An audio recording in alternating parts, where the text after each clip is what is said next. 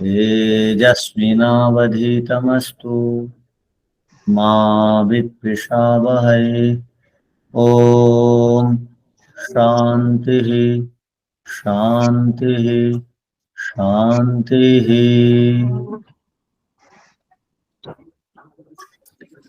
नमस्ते आचार्य जी। आचार्य जी नमस्ते जी। वो मंत्र पाठ हो गया ना, आप लोग सुने या नहीं?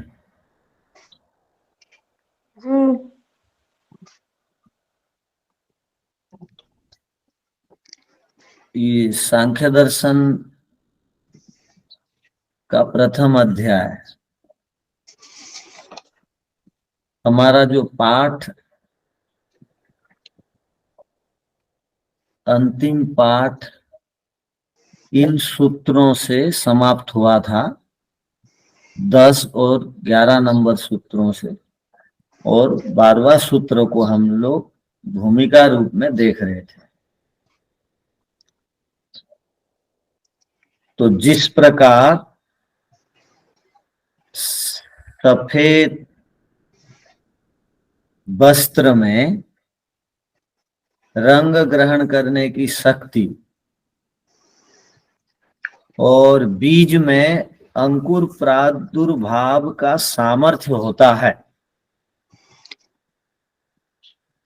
तो रंग ग्रहण करने पर वस्त्र का शुक्लत्व सफेदपन एवं अंकुरोत्पन्न होने पर बीज का बीजत्व स्वाभाविक होते हुए भी नष्ट हो जाते हैं, उसी प्रकार स्वभाव से बद्ध जीवात्मा का भी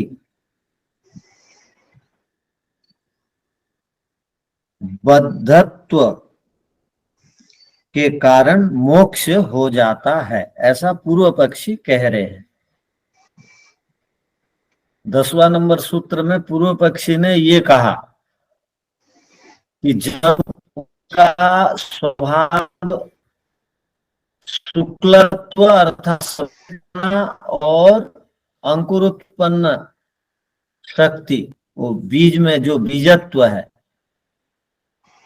वो यदि अंकुर उत्पन्न होने के बाद रंग ग्रहण करने के बाद समाप्त हो जाता है, बीज का बीजत्व और सफेद कपड़े का शुक्लत्व वो स्वाभाविक है, वो समाप्त हो जाता है, वैसे ही जीवात्मा स्वभाव से बद्ध होते हुए भी उसका बद्धपन उपदेश से समाप्त हो सकता है, ऐसा पूर्व पक्षी ने कहा था 10 नंबर सूत्र में, याद है?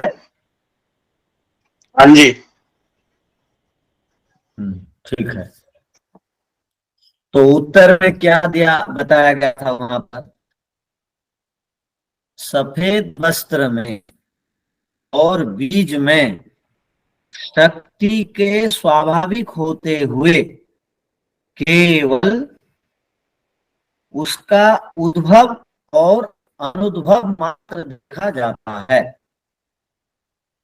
जबकि बद्धत्व स्वाभाविक नहीं है। क्यों नहीं है? यदि बद्धत्व स्वाभाविक होता तो मोक्ष का उपदेश शास्त्रों में नहीं होता। ये उत्तर पक्ष की ओर से ये बात रखी गई थी, ये भी याद है?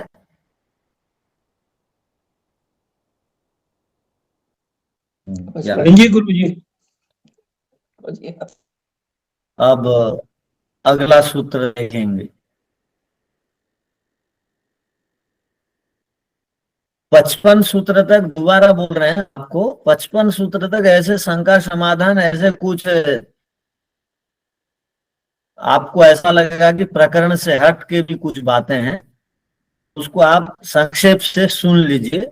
और मुख्य विषय 55 सूत्र के बाद अब लगभग 33 सूत्र के बाद मुख्य विषय आ जाएंगे।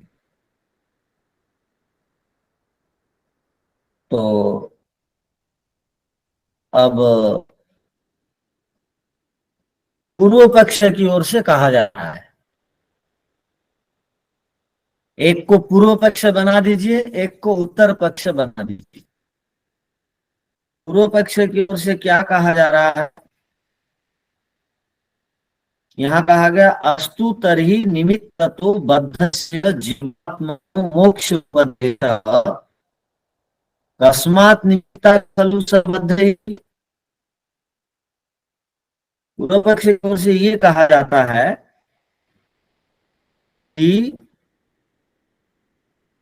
जीवात्मा निमित्ततो बद्धस्य जीवात्मनो मोक्ष उपदेशः, जीवात्मा निमित्त से बद्ध है, उसके लिए मोक्ष का उपदेश है।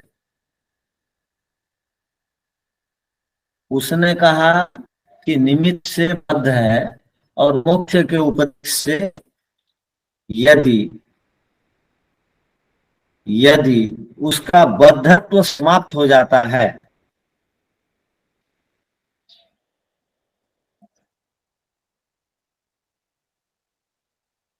ये क्या कह रहे हैं देखिए, अस्तु तरी निमित्त तो बद्धस्य, अंतिम में ये बात पर वो दोनों ने पहुंच करके एक निर्णय लिया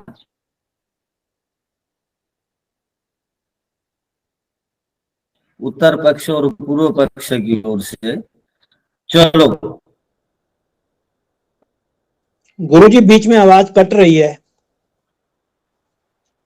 जीवात्मा को निमित्त से बद्ध स्वीकार कर ले रहे हैं।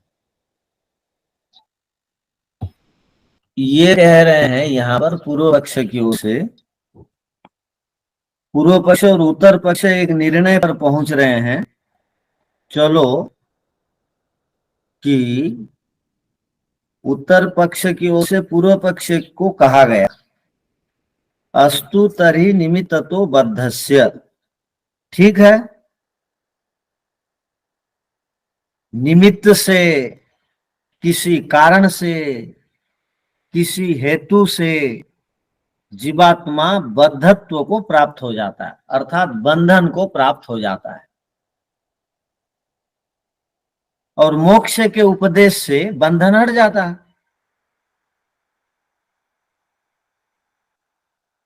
तो अब उत्तर पक्ष ने पूर्व पक्ष को कहा कि आप ये बताओ कि वो बंधन किस किस हेतु से आप मानते हो, या हम भी कल्पना कर सकते हैं कि जीवात्मा बंधन किस किस कारण से होता है, बंधन को प्राप्त होता है। कस्मात् निमित्तात् खलु सबद्ध इति, ऐसे कहने पर युक्ति प्रयुक्तिर्भीर मीमांस्यते, तर्क वितर्क के द्वारा अब मीमांसा की जाएगी, विचार किया जाएगा कि जीवात्मा किन निमित्तों से, कारणों से बंधन को प्राप्त होता है। तो पूर्व पक्ष ने कहा कि जीवात्मा, यह जो अब सूत्र आएगा, शेषा मीमांसा कतिपय सूत्र प्रवर्तते, वो मीमांसा अर्थात विचार अब कुछ सूत्रों में बताया जाएगा, अर्थात अब मीमांसा की जाएगी। तो मीमांसा का अर्थ विचार, कुछ सूत्रों से या जानने की इच्छा को मीमांसा कहते हैं। तो अब पूर्व पक्ष ने कहा कि प्रथमम काल विषय, कि काल से जीवात्मा बंधन को प्राप्त होता है, ये पूर्व पक्ष का कथन है, ध्यान रखिए। तो उत्तर पक्ष ने क्या कहा उसको अब बता रहे हैं, न काल योगतो व्यापिनो नित्यस्य सर्व संबंधात्। पूर्व पक्ष भूमिका में ही बता दिया कि काल के द्वारा जीवात्मा बंधन को प्राप्त होता है, ध्यान रखिए। अब सूत्र में उत्तर पक्ष क्या बोल रहा है, न काल योगतो, काल के द्वारा बंधन नहीं होता है। काल के योग से जीवात्मा बंधन को प्राप्त नहीं होता है। क्यों? काल के योग से जीवात्मा बंधन को प्राप्त नहीं होता है, ये बिल्कुल तर्क दे दिया, प्रतिज्ञा कर दिया। देखो भाई, काल के द्वारा जीवात्मा बंधन को प्राप्त नहीं होता है। तो सुनने वाले ने कहा क्यों नहीं होगा? काल के द्वारा जीवात्मा क्यों बंधन को प्राप्त नहीं हो सकता है? तो उत्तर दे रहे हैं दोबारा, व्यापिनो, काल व्यापक होने से, और नित्यस्य, काल नित्य होने से, और क्या, सर्व संबंधात, और सब पदार्थों के साथ काल का संबंध होने से, जुड़ा हुआ होने से। कोई भी दुनिया में ऐसा पदार्थ नहीं है जिसका संबंध काल के साथ ना हो। सृष्टि जब प्रलय हुआ तो प्रलय के साथ उस समय काल का संबंध था। सृष्टि जब उत्पत्ति को प्राप्त हुई उससे संबंधित काल संबंध हुआ। सब प्राणियों के साथ काल का संबंध है, हमारे साथ भी संबंध है काल का। अब हम सोमवार के 11 से 12 बजे के बीच पढ़ रहे हैं, तो 11 से 12 बीच का काल में हम हैं, संबंधित हैं। तो काल का प्रत्येक पदार्थ के साथ संबंध है। ये कपड़ा पुराना है, ये कपड़ा नया है, ये यंत्र नया है, ये कपड़ा, ये यंत्र पुराना है, ये जो बोलते हैं वो काल के कारण से बोलते हैं।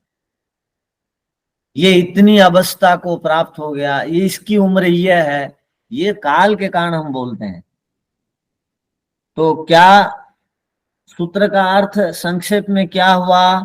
काल के योग से जीवात्मा बंधन को प्राप्त नहीं हो सकता। उसमें कारण यह है कि काल व्यापक है, सब जगह है, काल नित्य है, काल सब पदार्थों के साथ संबंधित है। अंधेरे में जाओ, अंधेरे का काल, उज्जवल में उज्जवल का काल, सूर्यास्त के समय सूर्यास्त का काल, और सूर्य उदय के समय सूर्य उदय का काल। और कई लोग काल के विषय में बोलते भी रहते हैं, ये कली युग ठीक नहीं है, सतयुग ठीक था। भाई आप गलत काम क्यों करते हो? तो बोलते हैं ये कलयुग है। वो काल के साथ अपने आप को बांधा हुआ मानते हैं। कलयुग में गलत काम नहीं होगा तो क्या सतयुग में होगा क्या? तो ये कलयुग आदि के, तो काल जो है हर समय ठीक है। काल कभी भी किसी के लिए खराब नहीं होता है। हमारा आचरण उच्चारण खराब होने के कारण, वातावरण खराब होने के कारण हम काल के ऊपर दोष देते हैं। तो काल सबके साथ बंधा हुआ है। यदि, अब देखिए ये क्या कहना चाह रहे हैं, उत्तर पक्ष क्या कहना चाहता है? जीवात्मा काल के द्वारा बंधन को प्राप्त नहीं हो सकता। क्यों? यदि जीवात्मा काल से बंध जाएगा तो काल नित्य है, तो जीवात्मा का बंधन भी नित्य माना जाएगा। काल नित्य होने से जीवात्मा का बंधन नित्य हो जाएगा। और अगर नित्य हो जाएगा जीवात्मा का बंधन, तो शास्त्रों में जो मुक्ति का उपदेश है वो अनावश्यक हो जाएगा, अनर्थकारी हो जाएगा, वो मिथ्या हो जाएगा। यदि जो संभव नहीं है उसका उपदेश शास्त्रों में नहीं होता, तो शास्त्रों में मुक्ति का उपदेश है। निमित्त से जीवात्मा किसी कारण, बस अविद्या आदि के कारण से जीवात्मा बद्धत्व को प्राप्त होता है। यदि हम जीवात्मा को काल से बंधा हुआ मान लेंगे, काल के कारण जीवात्मा बद्ध अवस्था को प्राप्त होता है, अविद्या को प्राप्त होता है, क्लेशों से युक्त रहता है, योनि से युक्त रहता है, ऐसा मान लेंगे तो कभी भी जीवात्मा मुक्ति को प्राप्त नहीं कर सकता। कुछ बात समझ में आई? तो पहले सूत्र का अर्थ लिख लीजिए।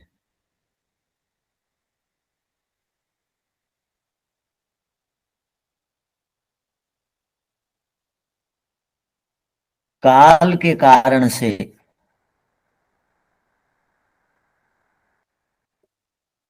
जीवात्मा का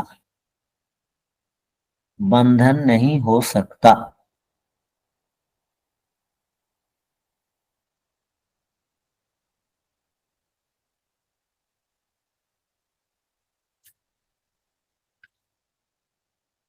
क्योंकि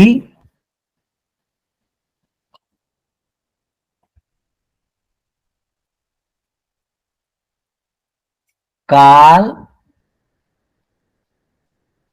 सर्वव्यापक है।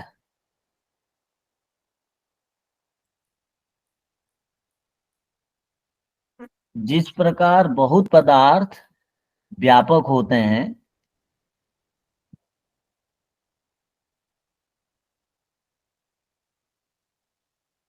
वैसे ही काल भी व्यापक है।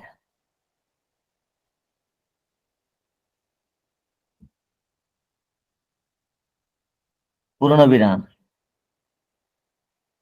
द्वितीय हेतु, काल सदा रहने वाला है, अर्थात नित्य है।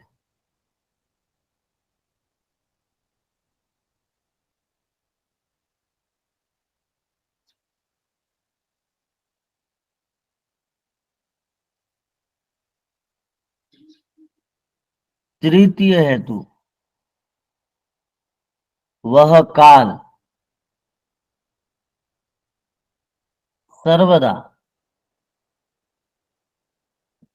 दूसरों के साथ जुड़ा हुआ रहता है।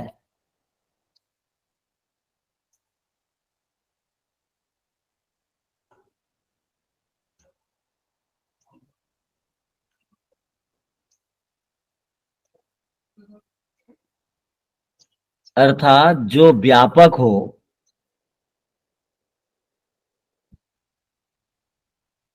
जो नित्य हो,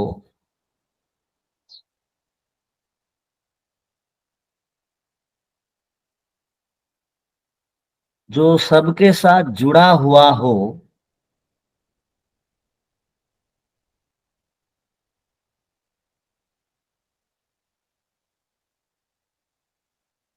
उस काल से छुटकारा पाना संभव नहीं हो सकता।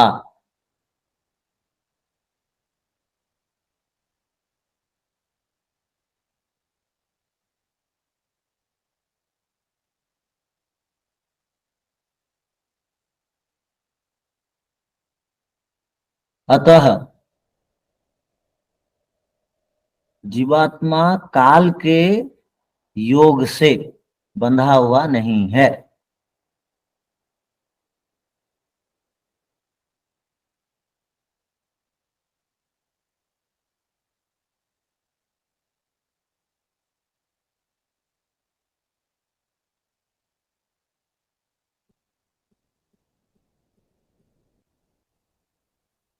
यदि बंधा हुआ मानेंगे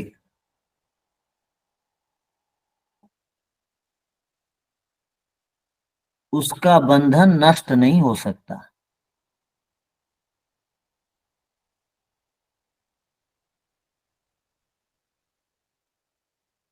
इसी प्रकार वेदादि शास्त्रों में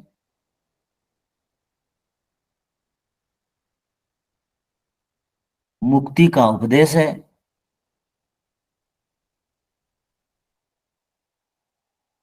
इसी प्रकार वेदादि शास्त्रों में मुक्ति का उपदेश है।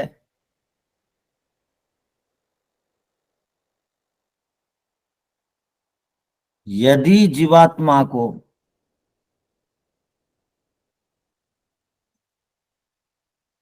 काल के कारण से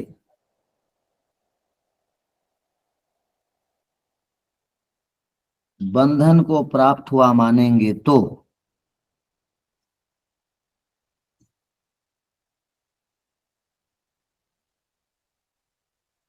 कभी भी जीवात्मा को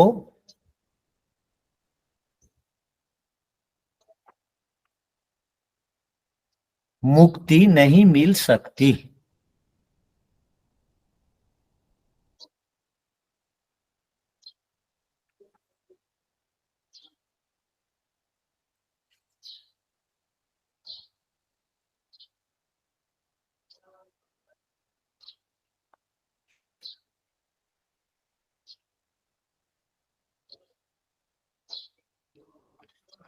हाँ, तो इसको समझ लीजिए, काल के साथ हम चिपके हुए हैं, काल से हम अलग नहीं हो सकते हैं। यदि हम काल को बंधन का कारण मानेंगे तो मुक्ति को नहीं प्राप्त कर सकते हैं, यही कहने का अभिप्राय है। अब इस सूत्र के विषय में किसी को कोई संशय है तो बोलिए।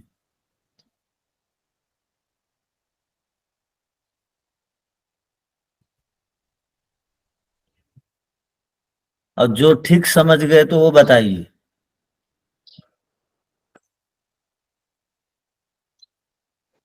आचार्य जी, सूत्र में कहा गया है कि यदि जीव आत्मा काल से बंधा हुआ माना जाएगा, क्योंकि काल सर्वत्र है, सर्वव्यापक है, नित्य है, तो उससे कभी भी उसका मुक्ति नहीं हो सकती।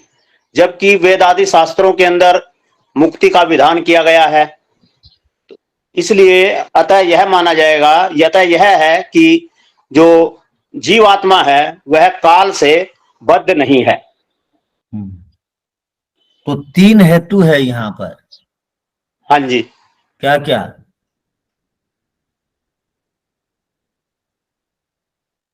ये तो जीवात्मा काल के द्वारा बंधा हुआ नहीं है, ये हो गया प्रतिज्ञा। तीन हेतु है यहाँ पर, देखिए क्या क्या है। एक, व्यापिनो, काल सर्वव्यापक है। और दूसरा काल नित्य है। हाँ, तीसरा, और तीसरा है दूसरों के साथ जुड़ा हुआ होने से के साथ जुड़ा हुआ रहता है। हाँ, सब सर्व पदार्थों के साथ संबंधात। चिपका हुआ है। सर्व संबंधात माने सब पदार्थों के साथ चिपका हुआ है काल। कोई भी पदार्थ काल से रहित नहीं है। तो जीवात्मा के साथ भी चिपका हुआ है। यदि जीवात्मा को हम बोल देंगे कि ये काल के कारण से ये बद्ध अवस्था को प्राप्त होता है, तो मुक्ति का जो विधान है वो अनर्थ हो जाएगा।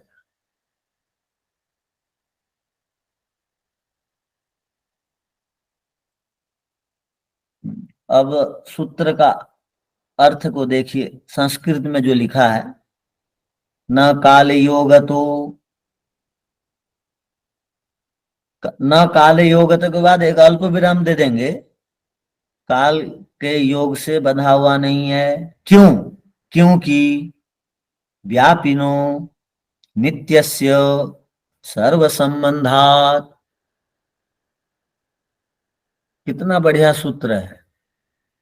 तो हमको एक नया नया एक एक सूत्रों के द्वारा एक एक नया नया ज्ञान मिलेगा। हम जो बोलते हैं उसके कारण से हम बंधन को प्राप्त हैं, हम जो दूसरों के ऊपर आरोप प्रत्यारोप लगाते हैं उसके कारण से मेरा ऐसा हुआ, इसके कारण से हुआ, तो अब सब खंडन होगा। तो काल संबंधा स जीवात्मा न बद्ध, काल योगतः न, काल संबंधात, काल के संबंध से स जीवात्मा न बद्ध, वह जीवात्मा बद्धता को, बद्धत्व को प्राप्त नहीं होता। काल निमित्त को बंधो न जीवात्मन, काल निमित्तक बंधन को जीवात्मा नहीं मिलता, नहीं प्राप्त होता। यथा, क्यों? व्यापिनः नित्यस्य सर्व संबंधा, कालस्तु, ये जो समय है, काल है, व्यापी अर्थात सर्वव्यापक है, नित्यश्च नित्य है, सच सर्वे सदा संबंधते, वह काल सब पदार्थों के साथ सदा संबंधित है। व्यापिना, व्यापक होने से, सर्व संबंधवतः, सब पदार्थों के साथ संबंध वाला होने से, पदार्थात खलु विमोक्ष अनुपपत्ति, पदार्थों से अलग वो कभी नहीं हो सकता। नित्यश्च स, वह नित्य है, न ही स्व अनित्यो, वह नित्य नहीं है। यद कदाचित तेन स संबंधो भवति कदाचित नित्यपि न, कभी वो संबंधित होता है किसी वस्तु के साथ, कभी किसी वस्तु के साथ संबंधित नहीं होता है। ऐसा हम नहीं कह सकते काल को। तस्मात, इसीलिए काल निमित्त तो बंधो न, इसलिए काल निमित्त बंध को प्राप्त नहीं होता। यतः, क्यों? ततो विमोक्ष अनुपपत्ते, उससे अलग हो ही नहीं सकता है।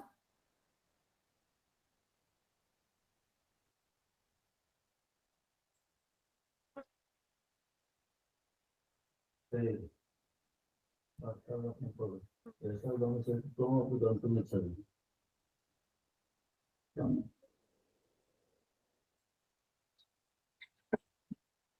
ये हो गया सूत्र का अर्थ।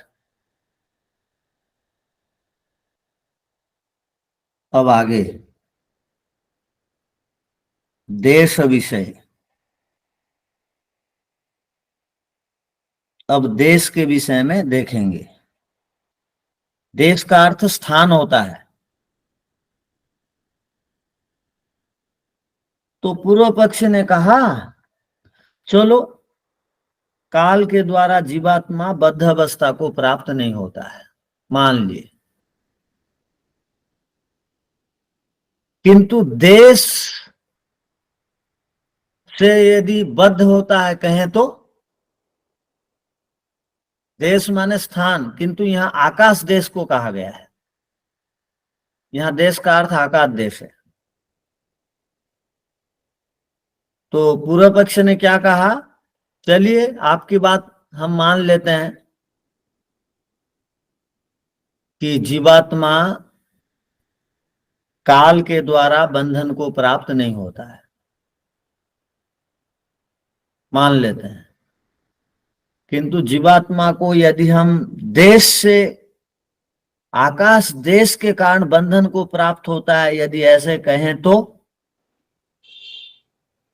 उत्तर पक्षी ने कहा ना, न देश योग तो अप्यस्मात्, देश के कारण से भी जीवात्मा बंधन को प्राप्त नहीं होता है। क्यों? अस्मात्, ये पिछले ही हेतुओं से, पिछले 3 हेतुओं को यहां वापस ले आइए। कौन कौन से हेतु थे पिछले सूत्रों में?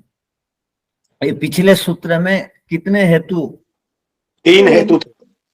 वो तीनों हेतु यहाँ ले आइए। अस्मात् व्यापी नित्य से सर्व संबंधात। हाँ, बढ़िया। व्यापिनो, आकाश भी सर्वव्यापक है, ध्यान रखिए। और क्या? आकाश भी नित्य है, ध्यान रखिए। और आकाश भी सब पदार्थों के साथ चिपका हुआ है। अब देखिए, आप पीछे का सूत्र अगर समझ गए तो अब आगे बहुत सरल होते जाएगा। अब आप दूसरों को भी पढ़ा सकते हैं, समझा सकते हैं। तो देश विषय, तो सूत्र का अर्थ लिख लीजिए पहले।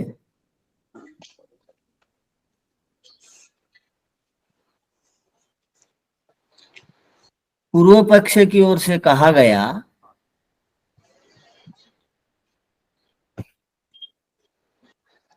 कि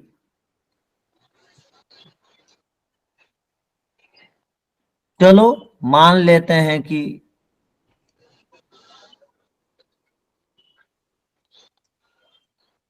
जीवात्मा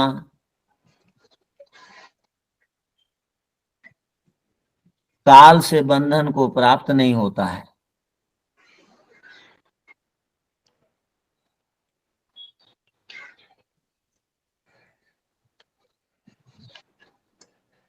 किंतु देश अर्थात स्थान अर्थात आकाश देश के योग से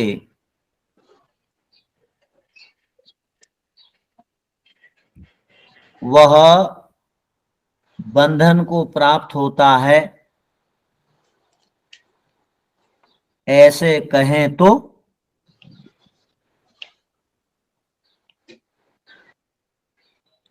स्वामी जी अर्थात के आगे अर्थात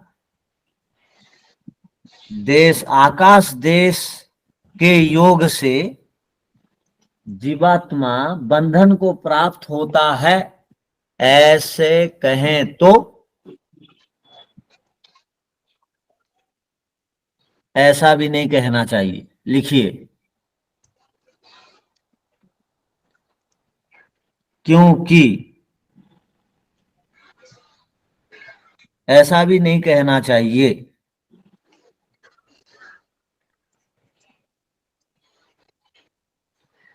अर्थात आकाश रूप देश के योग से भी। हेलो, आकाश है? आकाश रूप देश के योग से भी। समझ में नहीं आई बात आचार्य जी। आकाश रूप देश के योग से भी, अर्थात आकाश एक पदार्थ है, उस पदार्थ से भी जीवात्मा बंधा हुआ नहीं है।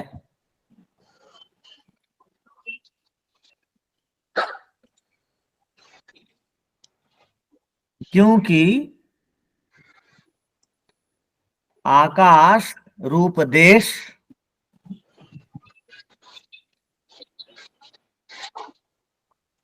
सर्वव्यापक है,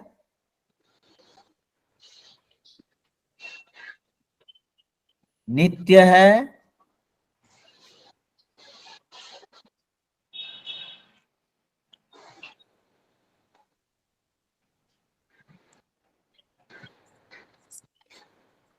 क्योंकि आकाश रूप देश सर्वव्यापक व नित्य है। लिख दीजिए। आचार्य जी, क्योंकि आकाश रूप देश सर्वव्यापक और नित्य है। अच्छा।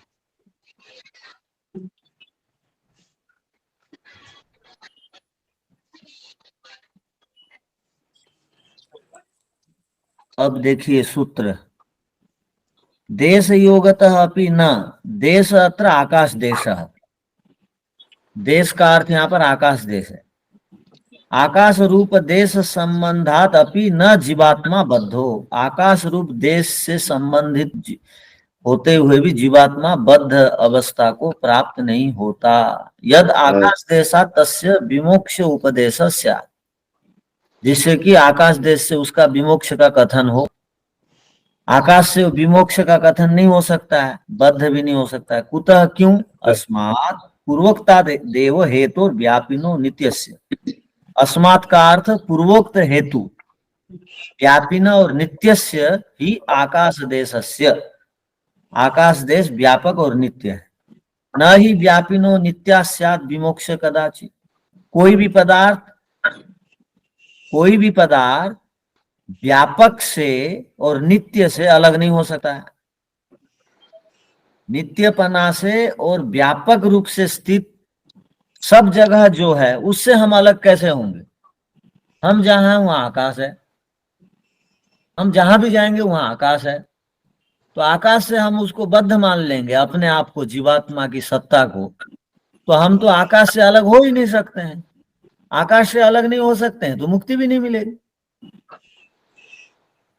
मुक्ति का कथन अनर्थ हो जाएगा, अनावश्यक हो जाएगा।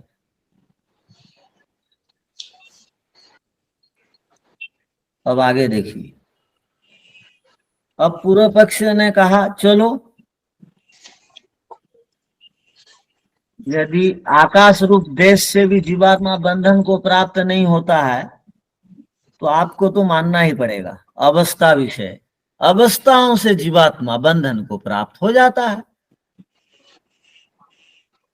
अवस्थाओं से जीवात्मा बंधन को प्राप्त हो जाता है, ऐसा मान लीजिए ना। अर्थ होता है बाल्यावस्था, यौवन अवस्था, वार्धक्य अवस्था, स्त्री की अवस्था, पुरुष की अवस्था, शरीर को भी बोलेंगे, और सुषुप्ति अवस्था आदि को भी बोलेंगे। इनसे जीवात्मा बद्ध है, ऐसा कह ले, ऐसे मान लेते हैं। तो उत्तर पक्ष की ओर से कहा गया न अवस्था तो देह धर्मत्वा तस्याह।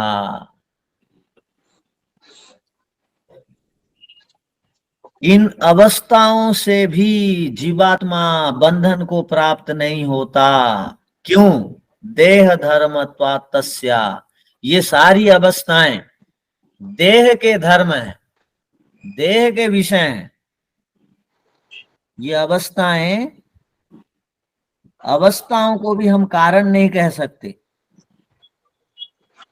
अवस्था के कारण से हम बंधन को प्राप्त नहीं होते हैं। क्यों? अवस्थाएं देह का धर्म है। देह मिलेगा तो ये सारी अवस्थाएं अपने आप आएंगी। बदलते हुए हमारे देह के साथ साथ मैं कभी मैं कभी बाल्यावस्था में था, कभी यौवन में था, कभी प्रौढ़ में था, कभी वार्धक्य में आ गया, कभी मृत्यु के समीप अवस्था को भी प्राप्त हो जाऊंगा। ये सारी अवस्थाएं देह की हैं, न कि आत्मा की। तो आत्मा अलग और अवस्थाएं अलग। अवस्थाएं कभी भी आत्मा को बांध नहीं सकती, क्योंकि आत्मा पहले से विद्यमान है, देह बाद में आता है। आत्मा पहले से ही कर्म के कारण बंधन को प्राप्त हो जाता है, और बंधन को प्राप्त होने के उपरांत ही आत्मा देह को प्राप्त होता है। ध्यान रखिए क्या कहा गया, पहले आत्मा बंधन को प्राप्त होता है, उसके बाद देह में आता है। बिना बंधन को प्राप्त हुए आत्मा देह में नहीं आता है।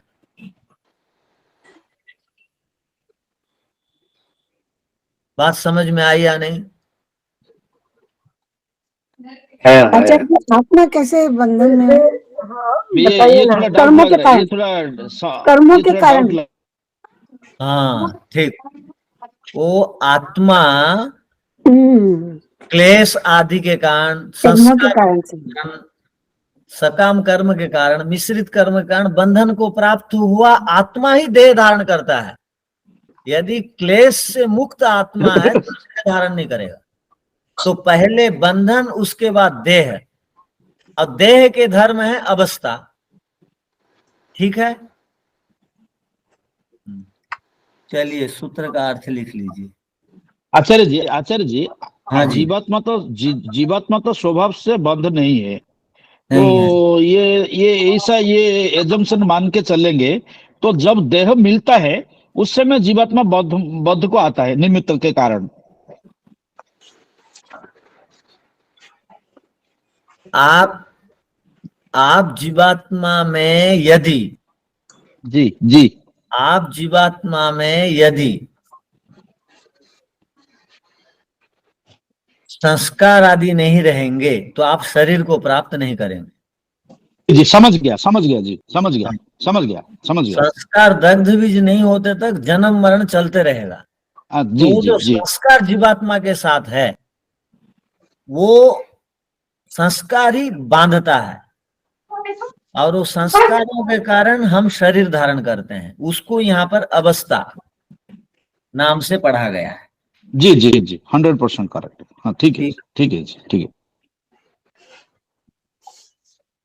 अब पूर्व पक्ष की ओर से कहा गया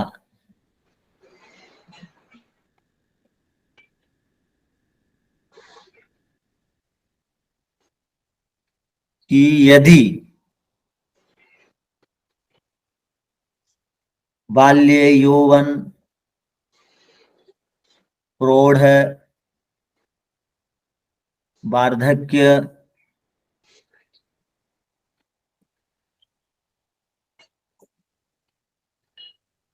स्त्री की अवस्था, पुरुष की अवस्था,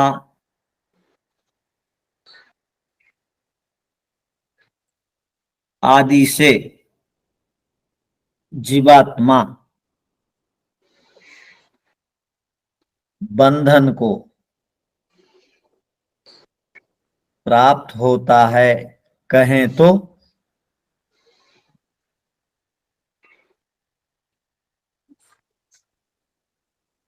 उत्तर पक्ष की ओर से कहा गया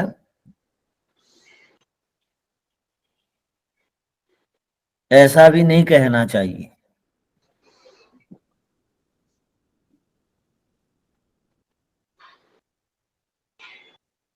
क्योंकि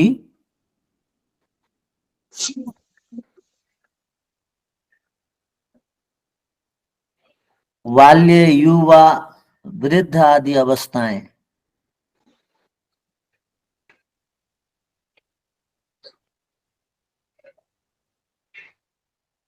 ये शरीर के धर्म है,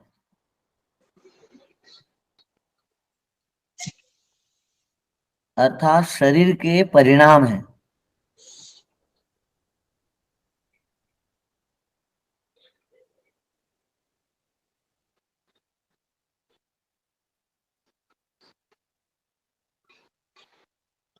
इस हेतु से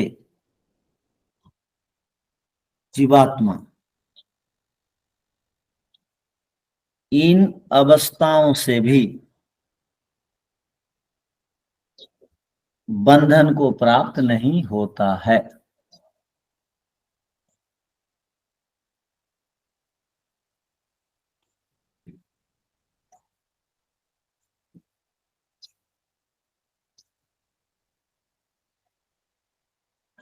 और भी लिखिए, और भी जीवात्मा पहले बंधन को प्राप्त करता है, संस्कार क्लेश आदि के कारण,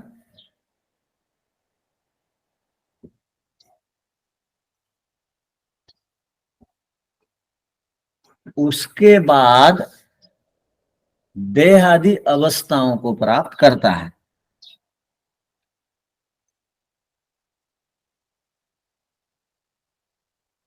अतः ये अवस्थाएं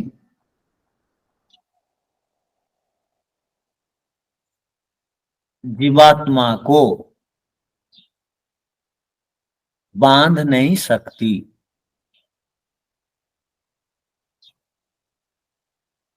नावस्था तो देह धर्मत्वा तस्याः। बाल्ये यौवन वार्धक्य अवस्था तो न जीवात्मा बद्धः। बाल्य यौवन वार्धक्य आदि अवस्थाओं से जीवात्मा बंधन को नहीं होता है प्राप्त। कुतः, क्यों? तस्याः देह धर्मत्वा, तस्याः अर्थात बाल्यादि रूपाया अवस्थायाः, बाल्यादि रूप अवस्थाएं खलु देह धर्मत्वात्, ये निश्चय से देह का धर्म है। देह ही बाल्यादि अवस्था परिणामो अवतिष्ठते, देह में ही बाल्यादि अवस्था परिणाम अर्थात विकार परिवर्तन अवतिष्ठते रहते हैं। देहश्च प्राप्यते बंधन अनंतरम, बंधन के बाद देह की प्राप्ति होती है। देखिए यहां भी लिख दिया भाष्य में, तस्मात् इसलिए, तथा कृत्वापि मोक्ष उपदेशानवसर, यदि हम मान लेंगे अवस्थाओं से बंधन को प्राप्त जीवात्मा होगा तो कभी भी मोक्ष को प्राप्त नहीं हो पाएगा। क्योंकि जब जब शरीर को धारण करने के बाद ही हम मुक्ति को प्राप्त करते हैं। जीवात्मा बिना शरीर को धारण किए मुक्ति को प्राप्त नहीं करता। तो यदि वो जीवात्मा शरीर को अवस्था को प्राप्त होने के बाद बंधन मान लेंगे तो कभी भी अवसर नहीं मिलेगा मुक्ति का जीवात्मा को। ये लिख रहे हैं।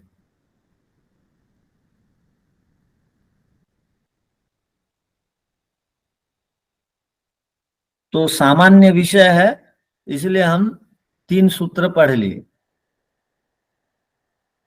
माने ये कोई गंभीर विषय नहीं है, किंतु जानने वाला विषय है। ये भी आप किसी प्रसंग में बोल भी सकते हैं कि हम जो बंधन को प्राप्त होते हैं इन हेतुओं से नहीं, इन कारणों से नहीं।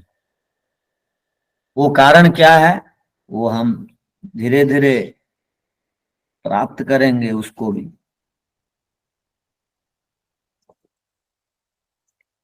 तो अगला जो सूत्र है बड़ा महत्वपूर्ण है, उसको याद कर लेंगे। 15 नंबर सूत्र, असंगो अयम पुरुष इति। ये जो पुरुष आत्मा है, मैं पुरुष आत्मा, मैं असंग हूं। असंग माने किसी वस्तु के साथ घुलता मिलता नहीं हूं, अर्थात अप्रतिसंक्रमा। योग दर्शन के प्रथम पाद के द्वितीय सूत्र की व्याख्या में जीवात्मा को अप्रतिसंक्रमा कहा गया था, ध्यान रखिए। वो अप्रतिसंक्रमा ही यहाँ असंग शब्द को बता रहा। असंग का जो अर्थ है अप्रतिसंक्रमा का वही अर्थ है, अर्थात घुलना मिलना। जैसे चीनी घुल मिल जाती है दूध में, पानी में, शरबत में, वैसे जीवात्मा किसी भी पदार्थ के साथ घुलता मिलता नहीं है। आज का पाठ को यहीं समाप्त करते हैं। ओम शांति शांति शांति।